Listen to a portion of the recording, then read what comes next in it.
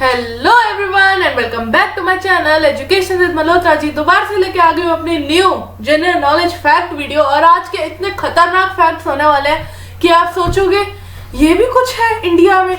मतलब इतने ज्यादा भयंकर फैक्ट्स लेके आई हूँ जो आपने कहीं नहीं सुने होंगे। तो वीडियो शुरू करने से पहले इस वीडियो को लाइक करना मत भूलना, साथ साथ मेरे चैनल को सब्सक्राइब कर देना, बेल आइकन भी दबा देना ताकि आपको पता लग जाए जब मेरी नई वीडियो आ रही हो। और इसको शेयर करना बिल्कुल मत भूलना, खुद भी अचंभित हो जाओ और सबको अचंभित कर दो। तो चलिए वीडियो को शुरू करते हैं।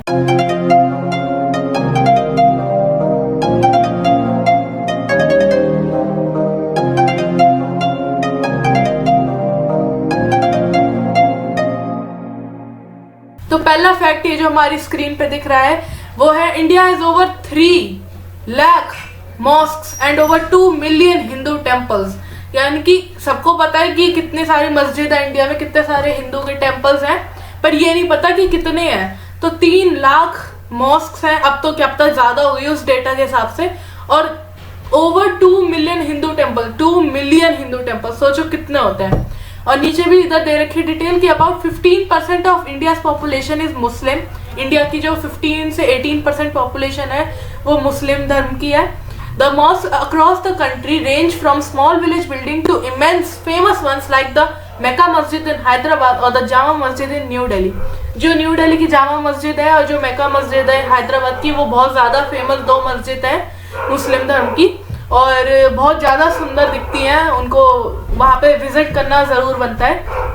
आगे जो डिटेल दे रखी है वो भी पढ़ लेते हैं। The same can be said about India's Hindus temple which suppress 2 million to serve 79.8% of India's Hindu population, just as the holy city of Varanasi has over 23,000 temples। जो होली सिटी है वाराणसी की, जो इंडिया के अंदर Varanasi city है, उसमें 23,000 Hindu temples हैं। मतलब 23,000 टेम्पल्स, सोचो कितने ज्यादा हैं। तभी उसको वो भी कहते हैं कि देवताओं की भूमि है वाराणसी, गॉड का लैंड है। अब चलते हैं नेक्स्ट फैक्ट पे। Chenab bridge is the highest rail bridge in the world. Chenab bridge जो है वो वर्ल्ड की सबसे हाईएस्ट रेल ब्रिज, रेल यानी कि ट्रेन ट्रांसपोर्ट जो होता है उसकी ब्रिज है वर्ल्ड में पूरी हाईएस्ट।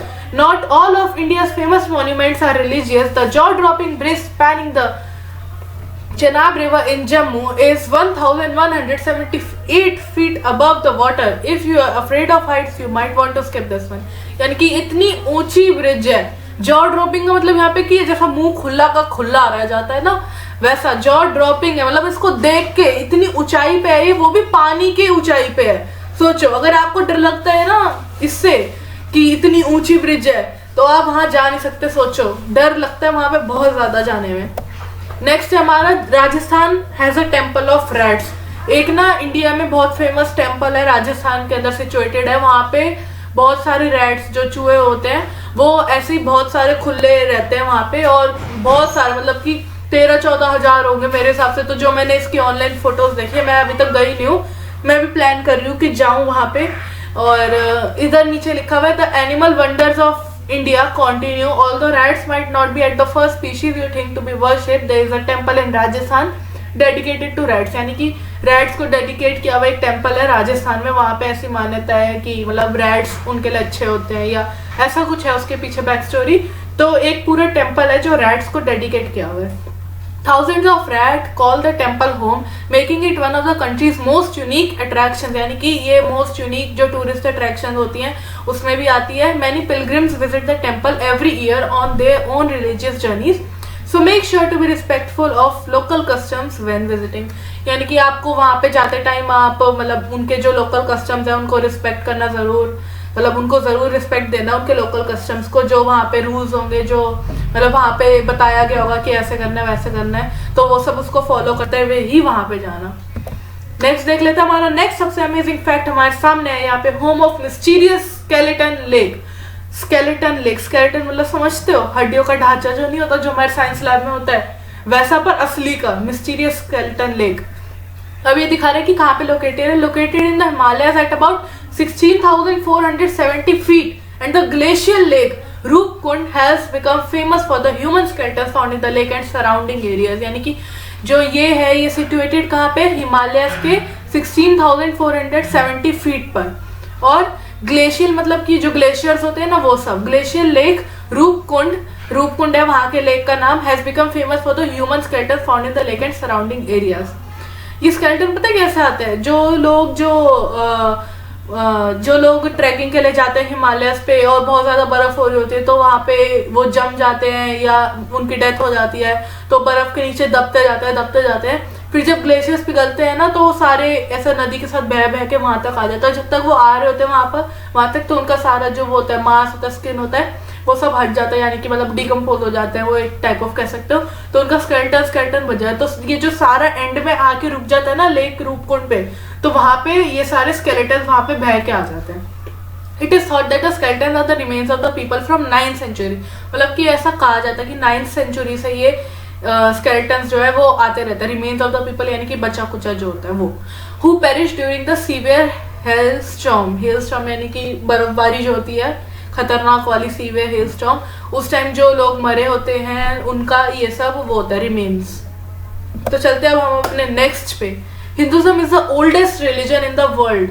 आप सोचो, आपने जितनी भी ये रामायण देखी है और जो भी मतलब मूवीज देखी हैं आपने, पुरानी भगवान की जो मूवीज होती हैं उसमें हिंदुज्म कहा जा रहा है कि हिंदुज्म जो होता है, हिंदू धर्म होता है, वो सबसे पुराना धर्म है पूरे वर्ल्ड का, जो उसके डॉक्यूमेंट्स के हिसाब से है, जो कि जितना डिस्कवर हो पाया उसके हिसाब से।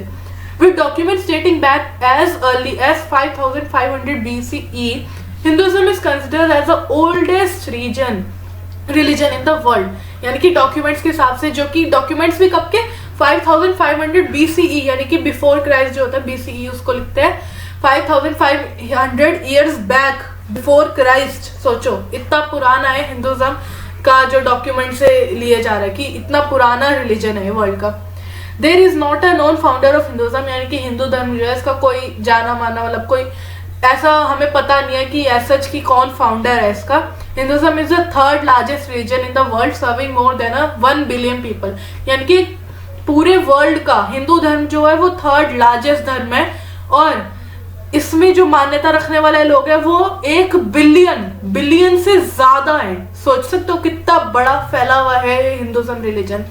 Hindus believe in one God Brahma who is manifested in thousands of other gods, यानी कि हिंदू जो लोग होते हैं वो वैसे मोस्टली जो 3 गॉड को मतलब वो करते हैं, मानते हैं। एक तो ब्रह्मा भगवान और शिव जी और वो विष्णु जी, ये 3 ही मतलब जो कहते हैं ना ओम शक्ति के फाउंडर, ऐसा कुछ होता है जो मैंने पढ़ा है जहाँ तक। तो ये कहते हैं कि जो हिंदू लोग हैं वो ब्रह्मा भगवान को मानते हैं और जो उनके अंदर ही वो थाउजेंड्स ऑफ अलग अलग भगवानों को भी देखते हैं। Along with Brahma as the main god, 2 other gods, वही मैंने बताया था ना कि त्रिमूर्ति बनाते हैं। 2 other gods make up the Trimurti. Brahma is the creator of the universe, यानी कि जो ब्रह्मा भगवान है उन्होंने ये पूरा सृष्टि को रचा है। Vishnu ji is the preserver of the universe, यानी कि इसको संभाल के रखना, इसको बचाना का काम कौन सा, विष्णु जी का। और Shiva destroys the world to recreate it, यानी कि शिव जी जो है वो जो अपना दुनिया है उसको दोबारा रिक्रिएट करने का, ठीक है। It is up to each Hindu to decide which god they worship, और हर हिंदू के हिसाब से मतलब हर कोई अपना अलग अलग भगवान को मानता है। जैसे कोई कृष्णा जी को मानता है, कोई और भगवान को मानता है, कोई गणेश जी को मानता है, कोई पार्वती माता को, मतलब सब अलग अलग भगवान को अलग अलग हिंदू रिलीजन के अंदर ही अलग अलग भगवानों को लोग मानते हैं। और ये सब उनके ऊपर ही है कि अपने हिसाब से लोग मानते हैं, जो उनकी मान्यता है उसके हिसाब से। And here's another fun fact about Hinduism, the number 108। अब आपने बहुत ज्यादा सुना होगा कि 108 बार जाप करने से ये होता है, 108 बहुत शुभ नंबर है। तो वही बता रहे कि हिंदुइज्म का जो नंबर है 108 most sacred number of Hindus, number for Hindus, यानी कि जो हिंदू लोग होते हैं उनके लिए सबसे ज्यादा पूजनीय कह सकते हो, पवित्र कह सकते हो, जो नंबर 108 है वो। It is a ratio of, अभी बता रहे कि 108 जो ये नंबर है ये क्यों है।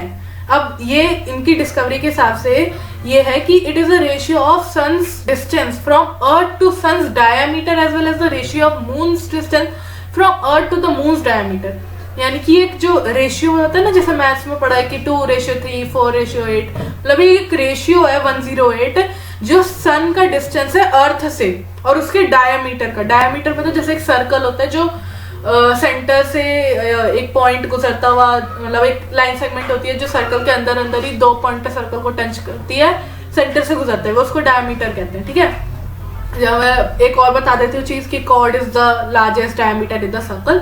चलो ये तो थोड़ा मैथ्स में चलेगा, पर हम इधर ही फैक्ट्स में ध्यान दें तो मतलब कि बताया गया है कि जो 108 है ये एक रेशियो है सन का डिस्टेंस अर्थ से और सन के डायमीटर से भी, और साथ ही साथ ये किस चीज का रेशियो है, मून का डिस्टेंस अर्थ से और मून के डायमीटर का भी। मतलब सोच सकते हो उसके पीछे इतनी बड़ी साइंस है। अगला फैक्ट देखते हैं हम अपना, in some places in India Coke and Pepsi are used as pesticides. सोच सकते हो कोक और पेप्सी जो लोग पीते हैं, कोई कोई जगह पे इंडिया में ही किसी जगह पे कोक और पेप्सी को पेस्टिसाइड समझते हो, जो वो छोटे छोटे वो कीड़े कूड़े मारने की नहीं होती दवाइयाँ, वैसे यूज किया जाता है इंडिया में ही, सोच सकते हो। और आप लोग इतने मजे से पीते हो, मतलब मैं भी पीती हूँ। अब मैं ये तो पढ़ने के बाद मैंने भी पीना छोड़ दिया।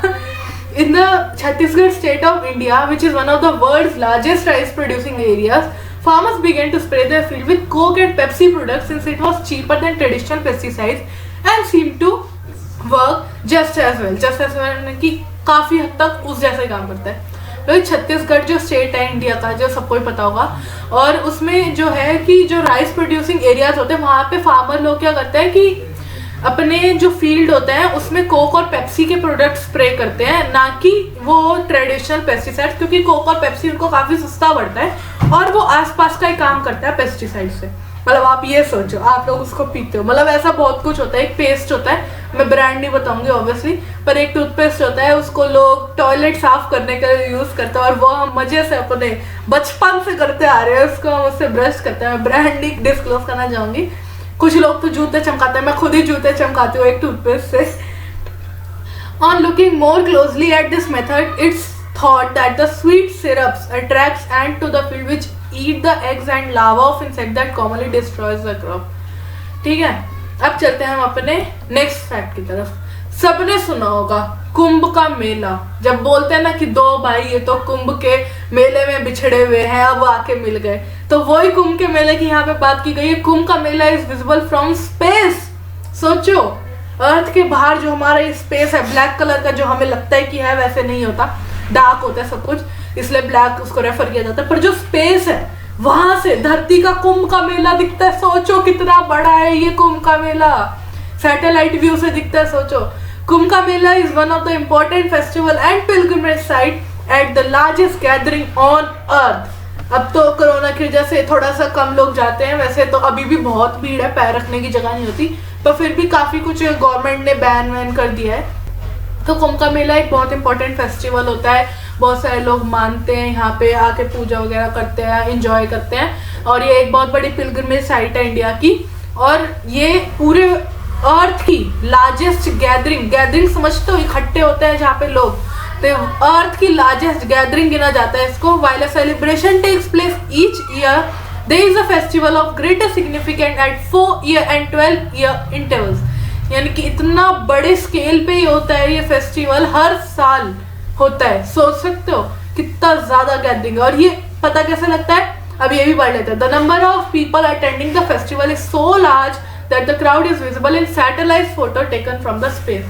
जो हमारी स्पेस के अंदर, मतलब जो अर्थ के बाहर सैटेलाइट्स होती है जो हमें टेम्परेचर और रेडियो सिग्नल्स ये सब प्रोवाइड करती है, वही सैटेलाइट से फोटो ली जाती है अर्थ के कुछ मतलब पार्ट्स की, कि वहाँ पे सब सही चल रहा है या नहीं। मतलब जैसा होता है ना कि कोई भूकंप आ रहा होता है तो कहाँ से क्या आ रहा है, वो सब हमें सैटेलाइट से पता लगता है।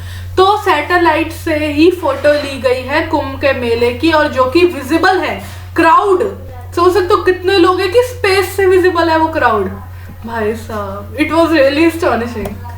अब चलते हैं हम अपने नेक्स्ट फैक्ट की तरफ। Varanasi is the most ancient surviving city in the world. Most ancient surviving city का मतलब कि यहाँ पे कितने लोग जीते हैं, एंशियंट।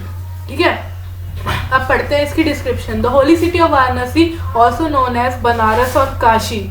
कौन कौन गए यहाँ पे, पहले तो कमेंट बॉक्स में ये बता दो कि कौन कौन काशी गए, मतलब बनारस वाराणसी गए कौन कौन। ठीक है, कमेंट में बताना मत भूलना, वीडियो को लाइक भी कर देना, इतने बढ़िया बढ़िया फैक्ट्स मैं आपके लिए लेके आई हूँ।